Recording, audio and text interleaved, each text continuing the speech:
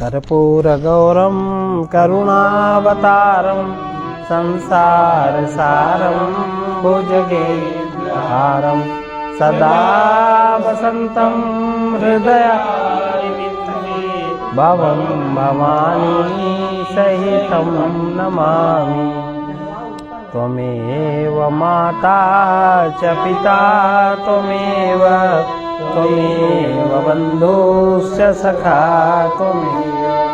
त्वमेव विद्या द्रविणं त्वमेव सर्वं मम देहि। ये रामचरितमानस का 122वां दोहा।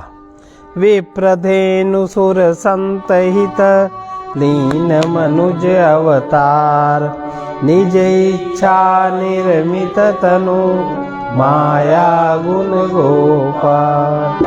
सुन शिशुरुदन प्रिय वाणी संभ्रम जलियाई ससुरानी। हर्षित जहाँ ताई दासी आनंद मगन सकल गुणवासी।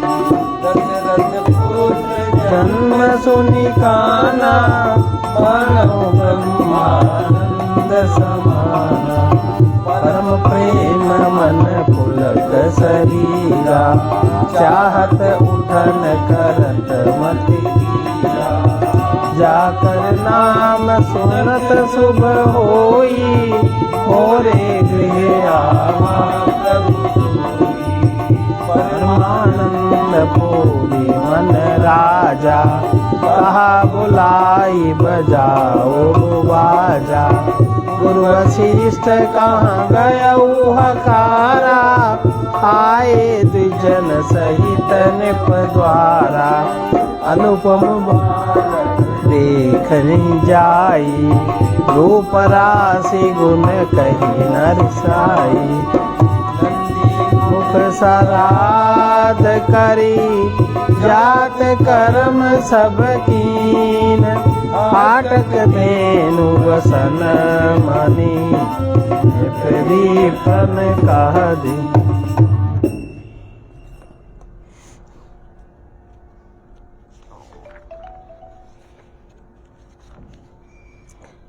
बच्चे के रोने की बहुत ही प्यारी ध्वनि सुनकर सब रानियां उतावली होकर दौड़ी आईं। दासियां हर्षित होकर जहां तहां दौड़ी। सारे पुरवासी आनंद में मग्न हो गए। राजा दशरथ जी पुत्र का जन्म कानों से सुनकर मानो ब्रह्मानंद में समा गए। मन में अतिशय प्रेम है, शरीर पुलकित हो गया। आनंद में अधीर हुई बुद्धि को धीरज देकर और प्रेम में शिथिल हुए शरीर को संभाल कर वे उठना चाहते हैं। जिनका नाम सुनने से ही कल्याण होता है वही प्रभु मेरे घर आए हैं। यह सोचकर राजा का मन परम आनंद से पूर्ण हो गया। उन्होंने बाजे वालों को बुलाकर कहा, बाजा बजाओ। गुरु वशिष्ठ के पास बुलावा गया। वे ब्राह्मणों को साथ लिए राजद्वार पर आए। उन्होंने जाकर अनुपम बालक को देखा जो रूप की राशि है और जिसके गुण कहने से समाप्त नहीं होते। फिर राजा ने नांदी मुख श्राद्ध करके सब जात कर्म संस्कार आदि किए और ब्राह्मणों को सोना गौ वस्त्र मणियों का दान दिया। ध्वज पताक तोरण पुर छावा कहीं न जाई कहीं भांति बनावा। सुमन वृष्टि आकाश ते होई ब्रह्मानंद मगन सब कोई। वृंद मिली चली लोगाई सहज सिंगार किए उठी। कनक कलश मंगल बरी थारा गावत बैठई भूप दुआरा। आरती ने छावरी करई बार बार शिशु चरणन परई। मागध सूत बंदी गण गायक पावन गुण गावई रघुनायक। सर्वत्र दान दीन सब काहू जेहि पावा राखा नहीं ताहू। मृगवत चंदन कुमकुम की नीचा, मछी सकल बीतिन बिच बीचा। गृह गृह बाज बधाव शुभ, प्रगटे सुषमा कंद। हर्षवंत सब जहाँ तहाँ, नगर नारी नर वृंद। जात कर्म संस्कार आदि करने के बाद ब्राह्मणों को सोना गौ वस्त्र मणियों का दान दिया। ध्वजा पताका और तोरणों से नगर छा गया। जिस प्रकार से वो सजाया गया उसका तो वर्णन ही नहीं सकता। आकाश से फूलों की वर्षा हो रही है, सब लोग ब्रह्मानंद में मगन हैं। स्त्रियां झुंड की झुंड मिलकर चली, स्वाभाविक श्रृंगार किए ही उठ दौड़ी। सोने का कलश लेकर थालों में मंगल द्रव्य भरकर गाती हुई राजद्वार में प्रवेश करती हैं। वे आरती करके निछावर करती हैं, बार बार बच्चे के चरणों पर गिरती हैं। मागध सूत बंदीजन गवैये रघुकुल के स्वामी के पवित्र गुणों का गान कर रहे हैं। राजा ने सब किसी को भरपूर दान दिया, जिसने पाया उसने भी नहीं रखा, लुटा दिया। नगर की सभी गलियों के बीच बीच में कस्तूरी चंदन केसर की कीच मच गई। घर घर मंगलमय बधावा बजने लगा, क्योंकि शोभा के मूल भगवान प्रकट हुए हैं। नगर के स्त्री पुरुषों के झुंड जहां तहां आनंद मग्न हो रहे हैं। कह कह सुता सुनीता तो सुंदर सुत जनमत भयो, संपत्ति समय समाजा। कही न सकई सारद आई राजा, अवधपुरी सोहई यही भांति। प्रभु मिलन आई जनुताती, देख भानु जनु मन सकुचानी। तदपि बनी संध्या अनुमानी, अगर धूप बहु जनु अंधियारी। उड़ई अबीर मन अरुणारी, मंदिर मणि समूह जनु तारा। नवगृह कलश इंदु उदारा, भवन वेद ध्वनि अति मृदुबानी। जनु खगम पर समय जनु सानी, कौतुक देखी पतंग भुलाना। एक मास ते जात न, मास दिवस कर दिवस भा। मरम न जाने कोई, रथ समेत रवि ठाके निशा कवन विधि हो। कैकेयी और सुमित्रा इन दोनों ने भी सुंदर पुत्रों को जन्म दिया। उस सुख संपत्ति समय समाज का वर्णन सरस्वती और सर्पों के राजा शेष जी भी नहीं कर सकते। अवधपुरी इस प्रकार सुशोभित हो रही है मानो रात्रि प्रभु से मिलने आई हो, और सूर्य को देखकर मानो मन में सकुचा गई हो, परंतु फिर भी मन में विचार कर वो मानो संध्या बनकर रह गई हो। अगर की धूप का बहुत सा धुआं मानो संध्या का अंधकार है, और जो अबीर उड़ रहा है वो उसकी ललाई है। महलों में जो मणियों के समूह है वे मानो तारागण हैं। राजमहल का जो कलश है वही मानो श्रेष्ठ चंद्रमा है। राजभवन में जो अति कोमल वाणी से वेद ध्वनि हो रही है वही मानो समय से समयानुकूल सने हुई पक्षियों की चहचहाट है। ये कौतुक देखकर सूर्य भी अपनी चाल भूल गए। 1 महीना उन्होंने जाता हुआ न जाना, अर्थात उन्हें 1 महीना वहीं बीत गया। महीने भर का दिन हो गया। इस रास्ते को कोई जान ही नहीं पाया। सूर्य अपने रथ सहित वहीं रुक गए। फिर रात किस तरह होती। यह रहस्य काहू नहीं जाना,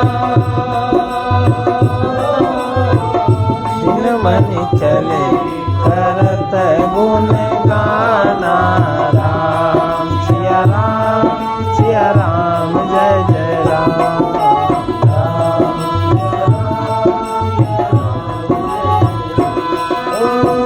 देखी महोत्सव सुर मुनि नागा, चले भवन वर्णत निज भागा।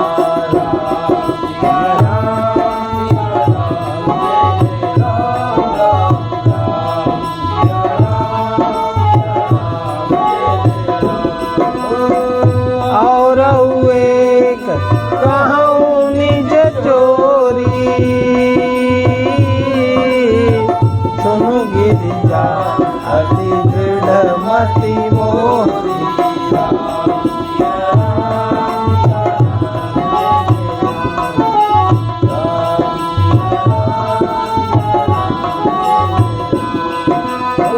कागभूषुंड संग हम दो, मनुज रूप जानै नहीं को। राम सिया राम जय जय राम, राम सिया राम परमानंद प्रेम सुख फूले,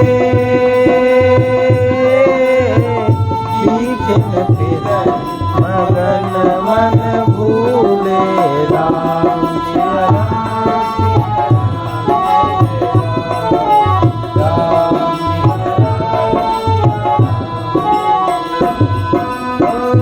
यह शुभ चरित जान पै सोई, कृपा राम कह जा पर होई।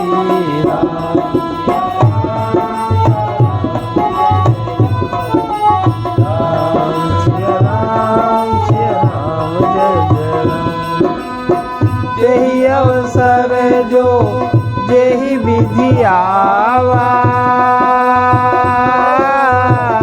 दीन भूप जो जेहि मन भावा।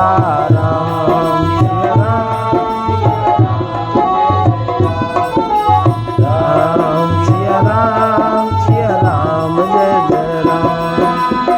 गजरथ तुरग हेम गोहीरा, दीने निप नाना विधि चीरा।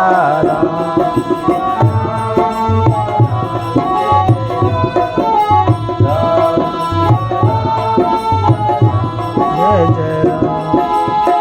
मन संतोषे सबनि के, जहाँ तहाँ देहि आशीष। सकल तनय चिरजीवहु तुलसीदास के। ये जो महीने भर का दिन हो गया, इस रहस्य को कोई नहीं जानता। सूर्य अपने रथ सहित वहीं रुक गए, फिर रात किस तरह होती, यह रहस्य किसी ने नहीं जाना। सूर्यदेव भगवान राम जी का गुणगान करते हुए चले। यह महोत्सव देखकर देवता मुनि नाग अपने भाग्य की सराहना करते हुए अपने अपने घर चले गए। हे पार्वती, तुम्हारी बुद्धि श्री रामचंद्र जी के चरणों में बहुत दृढ़ है, इसलिए मैं और भी अपनी एक चोरी छिपाव की बात कहता हूँ, सुनो। काकभूषुंडी और मैं दोनों वहाँ साथ साथ थे, परंतु मनुष्य रूप में होने के कारण हमें कोई जान नहीं सका। परम आनंद और प्रेम के सुख में फूले हुए हम दोनों मगन मन से मस्त हुए गलियों में तन की सुधि भूले हुए फिरते थे, परंतु यह शुभ चरित्र वही जान सकता है जिस पर श्री राम जी की कृपा होती। उस अवसर पर जिस प्रकार जो आया और जिसके मन को जो अच्छा लगा, राजा ने उसे वही दिया। हाथी रथ घोड़े सोना गौवें हीरे भांति भांति के वस्त्र राजा ने दिए। राजा ने सबके मन को संतुष्ट किया। इसी से सब लोग जहाँ तहाँ आशीर्वाद दे रहे थे कि तुलसीदास जी के स्वामी सब पुत्र चारों राजकुमार चिरजीवी दीर्घायु हों। कछुक दिवस यही भांति जात न जानिय दिन अरुराती, नामकरण कर अवसरुआनी, भूप बोली पठये कर पूजा भूपति यस भाका, दरिय नाम जो मुनि गुनि राचा, इनके नाम अनेक अनुपा, मैन कहब स्वमति अनुरूपा। जो आनंद सिंधु सुख राशि, ही करते त्रैलोक सुपासी। सो सुख धाम राम रस नामा, अखिल लोकदायक विश्रामा। विश्वभरण पोषण कर जोई, ताकर नाम भरत रस होई। जाके सुमिरन तेरे पुनासा, नाम शत्रुघ्न वेद प्रकाशा। लक्षण धाम राम प्रिय, सकल जगत आधार। गुरु वशिष्ठ तेहि राखा, लक्ष्मण नाम उदार। इस प्रकार कुछ दिन बीत गए। दिन और रात जाते हुए जान नहीं पड़े। तब नामकरण संस्कार का समय जानकर राजा ने ज्ञानी मुनि वशिष्ठ जी को बुला भेजा। मुनि की पूजा करके राजा ने कहा, हे मुनि, आपने मन में जो विचार करके रखा हो वे नाम रखिए। मुनि ने कहा, हे राजन, इनके अनेक अनुपम नाम हैं, फिर भी मैं अपनी बुद्धि के अनुसार कहूँगा। ये जो आनंद के समुद्र, सुख की राशि हैं, जिस आनंद सिंधु के एक कण से तीनों लोग सुखी होते हैं, उन आपके सबसे बड़े पुत्र का नाम राम है, जो सुख का भवन और संपूर्ण लोकों को शांति देने वाला है। जो संसार का भरण पोषण करते हैं, उन आपके दूसरे पुत्र का नाम भरत होगा। जिनके स्मरण मात्र से ही शत्रु का नाश होता है, उसका वेदों में प्रसिद्ध शत्रुघ्न नाम होगा। जो शुभ लक्षणों के धाम श्री राम के प्यारे सारे जगत के आधार हैं, वे गुरु वशिष्ठ जी ने उनका नाम लक्ष्मण ऐसा श्रेष्ठ नाम रखा। धाम गुण हृदय विचारी, वेद तत्व नप तव सुतचारी। मुनि धन जन सर्वस शिव प्राणा, बाल खेली रस तेहि सुख माना। पारिते निज हित पति जानी, लक्ष्मण राम शरण रति मानी। भरत शत्रुघ्न दोनों भाई, प्रभु सेवक जस प्रीति बनाई। श्याम गरुड़ सुंदर दो जोरी, निरखई छवि जननी तृण तोरी। चारु शील रूप गुण धामा, तदपि अधिक सुख सागर नामा। हृदय अनुग्रह इंदु प्रकाशा, सूचत किरण मनोहर आशा। कबहु संग कबहु बर फलना, मातु दुलारई कही प्रिय ललना। व्यापक ब्रह्म निरंजन, निर्गुण विगत विनीत। सो अति प्रेम भगति बस, कौसल्या की गोद। गुरु जी ने हृदय में विचार कर इनाम रखे और कहा, हे राजन, तुम्हारे चारों पुत्र वेद के तत्व साक्षात परात्पर भगवान हैं, जो मुनियों के धन, भक्तों के सर्वस्व, शिव जी के प्राण हैं। उन्होंने इस समय तुम लोगों के प्रेम बस बाल लीला के रस में सुख माना है। बचपन से ही श्री रामचंद्र जी को अपना परम हितैषी स्वामी जानकर लक्ष्मण जी ने उनके चरणों में प्रीति जोड़ ली। भरत और शत्रुघ्न दोनों भाइयों में स्वामी और सेवक में जिस प्रीति की प्रशंसा है, वैसी ही प्रीति हो गई। श्याम और गौर शरीर वाली दोनों सुंदर जोड़ियों की शोभा को देखकर माताएं तृण तोड़ती हैं, जिसमें दीठ न लग जाए। ये तो चारों ही पुत्र शील रूप गुण के धाम हैं, तो भी सुख के समुद्र श्री रामचंद्र जी सबसे अधिक हैं। उनके हृदय में कृपा रूपी चंद्रमा प्रकाशित है। उनकी मन को हरने वाली हंसी उस कृपा रूपी चंद्रमा की किरणों को सूचित करती है। कभी गोद में लेकर, कभी उत्तम पालने में लिटाकर माता प्यारे लन्ना कहकर उनका दुलार प्यार करती हैं। जो सर्वव्यापक निरंजन, माया रहित, निर्गुण, विनोद रहित और अजन्मा ब्रह्म है, वही प्रेम और भक्ति के बस कौशल्या की गोद में खेल रहे हैं। काम कोटि छवि श्याम शरीरा, नीलकंज बारिद गंभीरा, अरुण चरण पंकज नख ज्योति, कमल दलनि बैठे जनु मोती, रेख कुलिस ध्वज अंकुश सोहे, नूपुर धुनि सुनि मुनि मन मोहे, कटि किंकिणी उदर त्रय रेखा,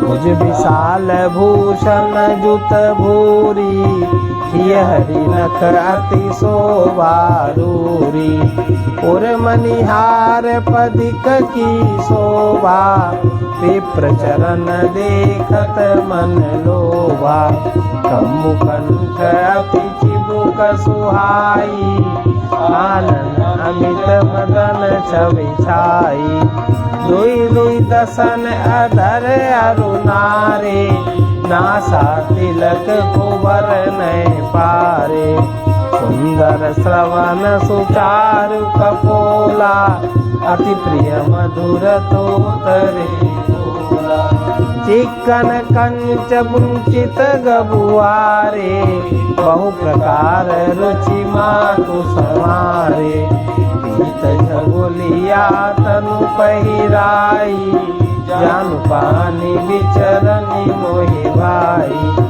रूप सकहि नहीं कही सुति शेषा, सो जानई सपने हो जे सुख संदोह, सुख संदोह मोह पर ज्ञान गिरा गोतीत, दंपति परम प्रेम कर शिशु चरित पुनीत। ये उनके जो सर्वव्यापक निरंजन निर्गुण विनोद रहित अजन्मे ब्रह्म हैं, वही प्रेम और भक्ति के वश कौशल्या जी की गोद में खेल रहे हैं। उनके नील कमल और गंभीर जल से भरे हुए मेघ के समान श्याम शरीर में करोड़ों कामदेवों की शोभा है। लाल लाल चरण कमलों के नखों के शुभ्र ज्योति ऐसी मालूम होती है जैसे कि कमल के पत्तों पर मोती स्थिर हो गए हों। चरण तलों में वज्र ध्वजा अंकुश के चिन्ह सुशोभित हैं। देखो, महापुरुषों के चरण तलों में भी एक दो चिन्ह होते हैं, और जो रेखाएं उस तरह की बनी होती हैं, चिन्ह बने होते हैं। अब इनके ज़्यादा हैं, जिसका स्तर है उस तरह के होते हैं। नूपुर माने पैंजनी की ध्वनि सुनकर मुनियों का भी मन मोहित हो जाता है। कमर में करधनी, पेट में 3 रेखाएं त्रिवली है। नाभि की गंभीरता को वही जानते हैं जिन्होंने उसे देखा है। बहुत से आभूषणों से सुशोभित विशाल भुजाएं हैं। हृदय पर बाघ के नख की बहुत ही निराली छटा है। छाती पर रत्नों से युक्त मणियों के हार की शोभा और ब्राह्मण के चरण चिन्ह को देखते ही मन लुभा जाता है। कंठ शंख के समान उतार चढ़ाव वाला 3 रेखाओं से सुशोभित है। ठोड़ी बहुत ही सुंदर है। मुख पर असंख्य कामदेवों की छटा छा रही है। 2 सुंदर दांत हैं। लाल लाल ओठ हैं। नासिका और तिलक के सौंदर्य का तो वर्णन कौन कर सकता है। सुंदर कान, बहुत ही सुंदर गाल हैं। मधुर तोतले शब्द बहुत ही प्यारे लगते हैं। जन्म के समय से रखे हुए चिकने और घुंघराले बाल हैं, जिनको माता ने बहुत प्रकार से बनाकर संवार दिया। शरीर पर पीली झंगुली पहनाई हुई है। उनके घुटनों और बालों के बल चलना मुझे बहुत ही प्यारा लगता है। उनके रूप का वर्णन वेद और शेष जी भी नहीं कर सकते। उसे वही जानता है जिसने कभी स्वप्न में भी देखा हो। जो सुख के पुंज मोह से परे, ज्ञान तथा वाणी और इंद्रियों से अतीत हैं, वे भगवान दशरथ कौशल्या के अत्यंत प्रेम के वश होकर पवित्र बाल लीला कर रहे हैं। यही विधि राम कौशलपुर बासिन सुखदाता, जिन रघुनाथ सर गति मानी, जिनकी यह गति प्रकट भवानी। रघुपति विमुख जतन कर कोर, रंग कई भव बंधन छो। जीव चराचर बस कह राखे,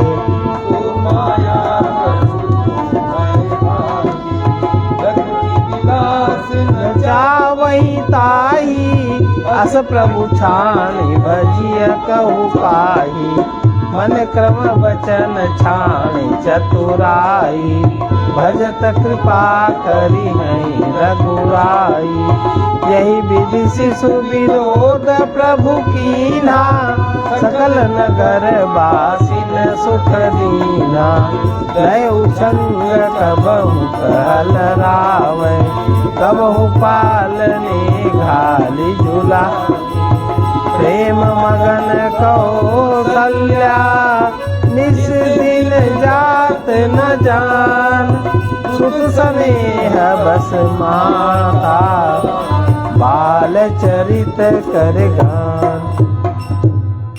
इस प्रकार से संपूर्ण जगत के माता पिता श्री राम जी अवधपुर के निवासियों को सुख देते हैं जिन्होंने श्री रामचंद्र जी के चरणों में प्रीति जोड़ी है। हे भवानी, उनकी यह प्रत्यक्ष गति है कि भगवान उनके प्रेम वश बाल लीला करके उन्हें आनंद दे रहे हैं। श्री रघुनाथ जी से विमुख रहकर मनुष्य चाहे करोड़ों उपाय करे परंतु उसका संसार बंधन कौन छुड़ा सकता है। जिसने सब चराचर जीवों को अपने वश में कर रखा है वो माया भी प्रभु से भय खाती है। भगवान उस माया को बहुओं के इशारे पर नचाते हैं। ऐसे प्रभु को छोड़कर कहो और किसका भजन किया जाए। मन वचन और कर्म से चतुराई छोड़कर भजते ही रघुनाथ जी कृपा करेंगे। इस प्रकार से प्रभु रामचंद्र जी बाल क्रीड़ा की और समस्त नगरवासियों को सुख दिया। कौशल्या जी कभी उन्हें गोद में लेकर हिलाती डुलाती, कभी पालने में लिटाकर झुलाती हैं। प्रेम में मगन कौशल्या जी रात और दिन का बीतना नहीं जानती। पुत्र के स्नेहवश माता उनके बाल चरितों का गान किया करती। एक बार जननी अधवाए कर सिंगार पलना पौड़ाए कुल इष्ट देव भगवाना पूजाए तो कीन स्नाना करी पूजा नैवेद्य चढ़ावा आप गई जहाँ पाक बनावा गौरी माता हवा चली आई भोजन करत देख सुख जाई गए जननी शिशु पही भय बीता देखा बाल तहाँ पुनि सोता गौरी आई देखा सुत सोई हृदय कंप मन वीर यहाँ वहाँ दुई बालक देखा मतिव्रत और देख राम जननी अकुलानी प्रभु हसी दीन मधुर मुस्कानी दिख रावा मान कहीं जय अद्भुत रूप अखंड रोम रोम प्रति लागे कोटि कोटि ब्रह्मांड। एक बार माता ने श्री राम जी को स्नान कराया और श्रृंगार करके पालने में लिटा दिया। फिर अपने कुल के इष्टदेव भगवान की पूजा के लिए स्नान किया। पूजा करके नैवेद्य चढ़ाया। स्वयं वहाँ गई जहाँ रसोई बन रही थी। फिर माता वहीं पूजा के स्थान में लौट आई और वहाँ आने पर पुत्र को इष्टदेव भगवान के लिए चढ़ाए हुए नैवेद्य का भोजन करते देखा। माता भयभीत हो गई। पालने में जहाँ बालक सोया था किसने लाके यहाँ बैठा दिया, इस बात के डर से पुत्र के पास गई तो वहाँ वो सो ही रहा था। फिर पूजा स्थान में लौटकर देखा तो वहाँ पुत्र वहाँ भोजन कर रहा था। उनके हृदय में बड़ा कंपन होने लगा और उनको धीरज नहीं रहा। वो सोचने लगी कि यहाँ और वहाँ दो बालक कैसे, ये मेरी बुद्धि का भ्रम है या और कोई विशेष कारण है। प्रभु श्री रामचंद्र जी ने माता को घबराई हुई देखकर मधुर मुस्कान से हंस दिया। फिर उन्होंने माता को अपना अखंड अद्भुत रूप दिखाया जिसके एक एक रोम में करोड़ों ब्रह्मांड लगे हुए हैं। अगणित रवि ससे शिव चतुरानन बहुगिरि सरित सिंधु मही कानन काल कर्म गुण ज्ञान सुभाऊ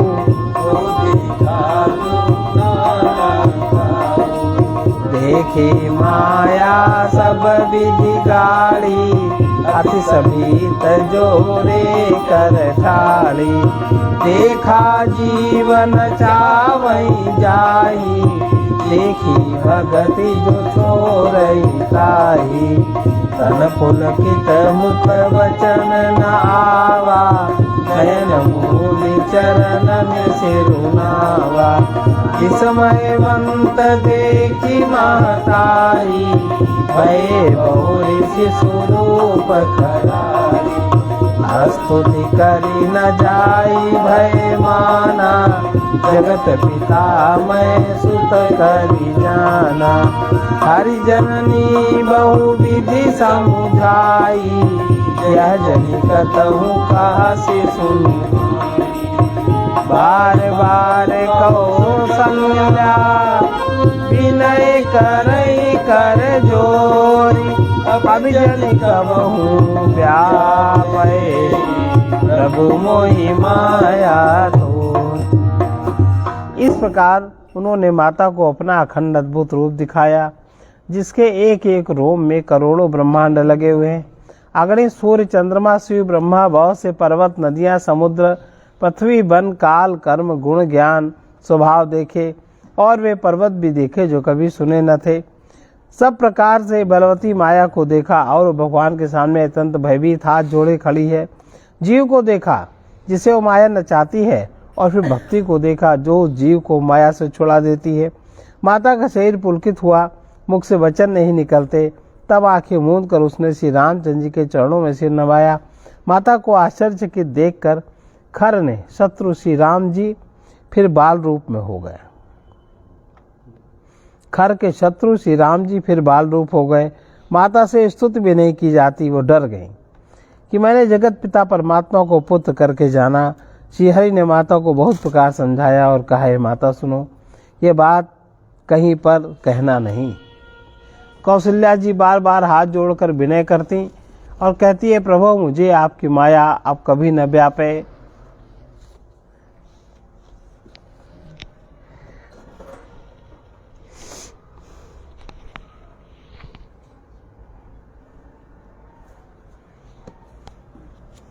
ये तुलसीदास की विनय पत्रिका रचित 21वां पद है, जिसमें यमुना जी की स्तुति की है। इसका भावार्थ है, यमुना जी ज्यों ज्यों बढ़ने लगी त्यों त्यों पुण्य रूपी योद्धागण कलयुग रूपी राजा का निरादर करते हुए उसे निकालने लगे। बरसात में यमुना जी का जल बढ़कर ज्यों ज्यों मैला होने लगा त्यों त्यों यमदूतों का मुख भी काला होता गया। अंत में उन्हें कोई भी आसरा नहीं रहा। अब वे किसको यमलोक में ले जाएं? तुलसीदास जी कहते हैं, यमुना जी के बढ़ते ही पुण्य रूपी मेघ ने संसार के पाप रूपी जवासे को जलाकर भस्म कर दिया।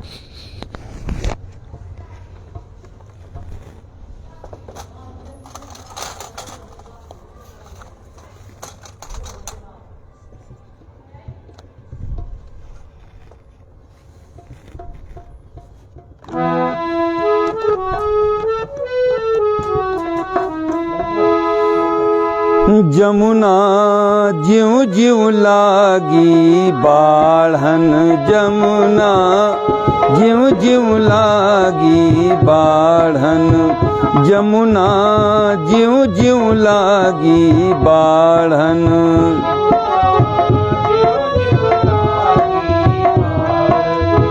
त्यों त्यों सुकृत सुभट कलि भूपहि, त्यों त्यों सुकृत सुभट कलि भूपहि। निदरि लगे बहु काढ़न, निदरि लगे बहु काढ़न, यमुना ज्यों ज्यों लागी बाढ़न।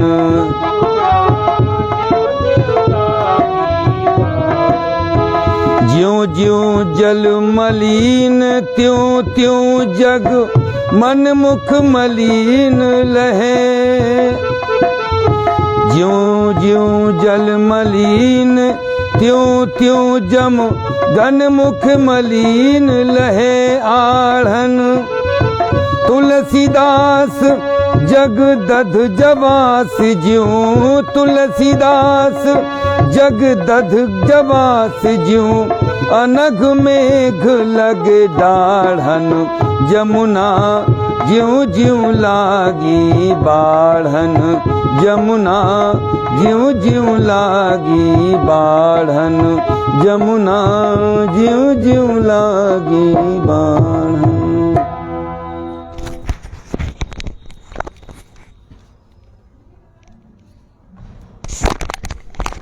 सर्वे भवन्तु सुखिनः सर्वे सन्तु निरामयाः सर्वे भद्राणि पश्यन्तु मा कश्चित् दुःखभाग् भवेत्।